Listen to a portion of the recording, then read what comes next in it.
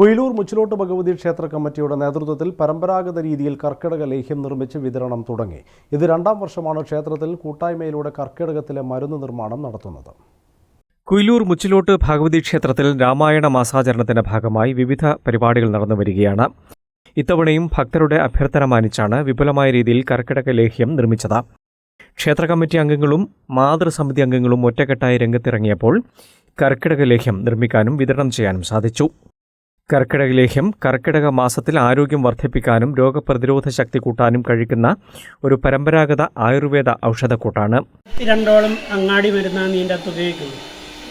അപ്പോൾ അങ്ങനെയാണ് സാധാരണ പണ്ടെല്ലാം മരുന്നുണ്ടാക്കുന്നത്. അപ്പോൾ പിന്നീട് വൈദ്യർ ഇവരുമായിട്ടുള്ള പറഞ്ഞിട്ട് ഇപ്പോൾ ഒരു 4ഓളം മരുന്ന് വേറെ ഇതിൻ്റെ അകത്ത് ചേർക്കുന്നുണ്ട്. ഇത് കഴിഞ്ഞ വർഷം ഉണ്ടാക്കി വാങ്ങിക്കൊണ്ടുപോയവർ ഈ വർഷവും വേണം എന്നാവശ്യപ്പെട്ടുകൊണ്ട് കൂട്ടായ്മേൻ്റെ രീതിയിൽ മുച്ചിലോട്ടുകാവിൻ്റെ നേതൃത്വത്തിൽ ഈ വർഷം ആക്കുന്നതാണ്. കഴിഞ്ഞ ആഴ്ച ഉണ്ടാക്കി അത് തീർന്നു. അതുകൊണ്ട് കുറച്ച് കൂടുതൽ ആക്കിയിട്ട് കൊടുക്കുന്നതെന്ന്. രോഗപ്രതിരോധ ശക്തി വർദ്ധിപ്പിക്കുന്നതിനും ദഹനശേഷി മെച്ചപ്പെടുത്തുന്നതിനും ശരീരത്തിന് ഊർജ്ജവും ബലവും നൽകാനും കൂടാതെ സന്ധിവേദനയും മടിയും കുറയ്ക്കാനും സഹായിക്കുന്നു എന്നതാണ് പ്രധാന ഗുണങ്ങൾ.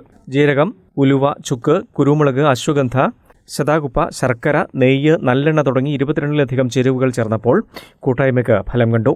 ജില്ലയുടെ വിവിധ ഭാഗങ്ങളിൽ ആവശ്യക്കാർ വന്നതോടെയാണ് കഴിഞ്ഞ 2 ആഴ്ചകളായി മരുന്ന് നിർമ്മിച്ചതും വിതരണം ചെയ്തതും. ക്ഷേത്ര കമ്മിറ്റിയെ കൂടാതെ വിവിധ സ്വയം സഹായ സംഘങ്ങളും കുടുംബ കൂട്ടായ്മകളും ലേഹ്യം തയ്യാറാക്കുന്നതിന് മുൻപന്തിയിലുണ്ട്. News bureau, Irikkur.